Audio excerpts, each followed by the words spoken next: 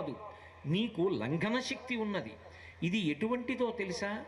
మారుతశ్చ మహౌజసః, నీ తండ్రి అయినటువంటి వాయుదేవుడున్నాడే, ఆయనకి ఎటువంటి శక్తి ఉన్నదో అటువంటి శక్తి ఒక్క నీయందు మాత్రమే ఉన్నది, వాయుదేవుని కుమారుడవు కనుక.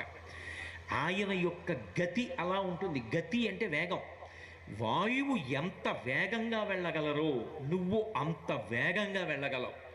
గతిర్వేగశ్చ, వేగము అంటే తొట్టుపాటు లేకుండా వెళ్ళుతున్నటువంటి లక్ష్యానికి అనుగుణంగా నియంత్రించుకోగలిగినటువంటి శక్తి, అటువంటిది పొంది ఉన్నవాడివి.